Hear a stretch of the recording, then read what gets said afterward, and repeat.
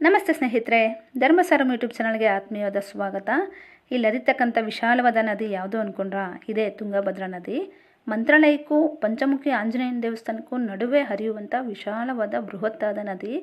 ಹಿಂದೆ 12 ವರ್ಷಗಳ ಹಿಂದೆ ಭಕ್ತರು ಪಂಚಮುಖಿಗೆ ಹೋಗ್ಬೇಕಂದ್ರೆ ಈ ನದಿಯನ್ನು ದಾಟ್ಕೊಂಡು ಹೋಗ್ತಿದ್ರಂತೆ.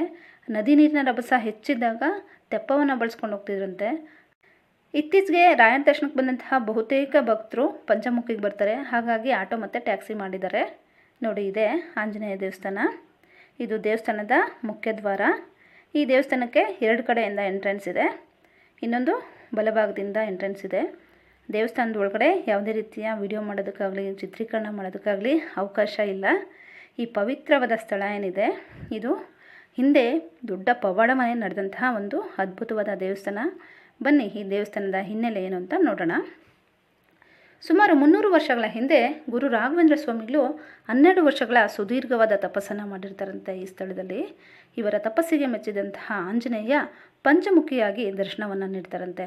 ಆ ಪಂಚಮುಖಗಳು ಯಾವ್ಯಾವುದು ಅಂದರೆ ವರಹ, ಗರುಡ, ಹನುಮ, ನರಸಿಂಹ, ಹಯಗ್ರೀವ. ಹೀಗೆ ಪಂಚಮುಖಿಯಾಗಿ ದರ್ಶನವನ್ನು ಪಡೆದಂತಹ ರಾಘವೇಂದ್ರ ಸ್ವಾಮಿಗಳು ಅವತ್ತು ನಿಜಕ್ಕೂ ಸಹ ಬೆಚ್ಚಿಬಿದ್ದಿರ್ತಾರಂತೆ. ಈ ದೇವಸ್ಥಾನದ ಮತ್ತೊಂದು ವಿಶೇಷತೆ ಏನು ಅಂದರೆ, ಇಲ್ಲಿ ಶನಿವಾರದೊತ್ತು ವಿಶೇಷವಾಗಿ ಪೂಜೆ ಇರುತ್ತೆ.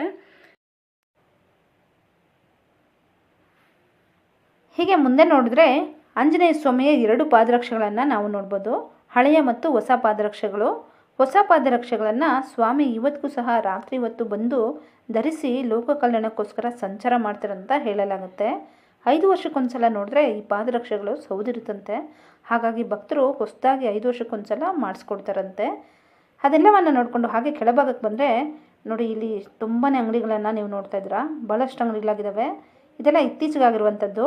12 ವರ್ಷಗಳ ಹಿಂದೆ ಇಲ್ಲಿ ಒಂದೇ ಒಂದು ಸಣ್ಣ ಅಂಗಡಿಯೂ ಸಹ ಇರಲಿಲ್ಲ. ಯಾಕಂದರೆ ಈ ದೇವಸ್ಥಾನಕ್ಕೆ ಸರಿಯಾದ ರಸ್ತೆ ವ್ಯವಸ್ಥೆ ಇರಲಿಲ್ಲ.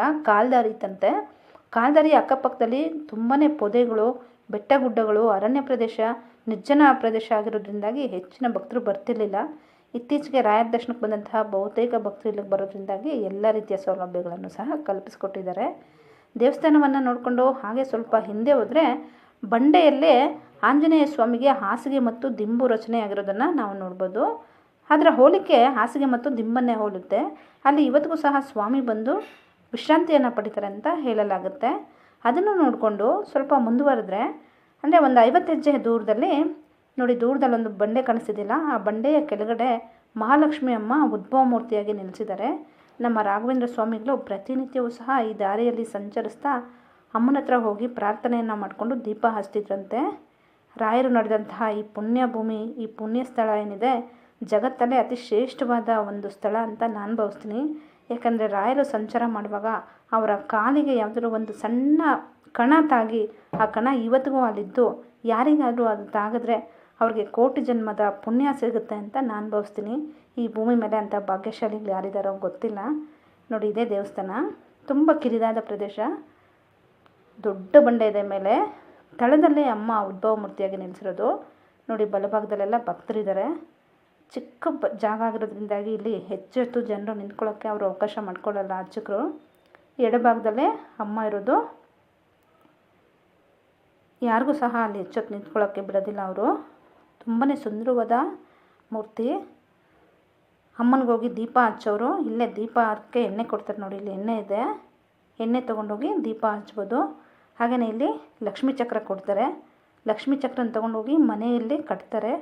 ಅದರಿಂದಾಗಿ ಅವರ ಮನೆಗಳಲ್ಲಿ ಲಕ್ಷ್ಮೀ ತಾಂಡವ ಆಡ್ತಾರೆ, ಲಕ್ಷ್ಮಿ ನೆಲೆಸ್ತಾಳೆ ಅನ್ನೋ ಒಂದು ಬಲವಾದ ನಂಬಿಕೆ.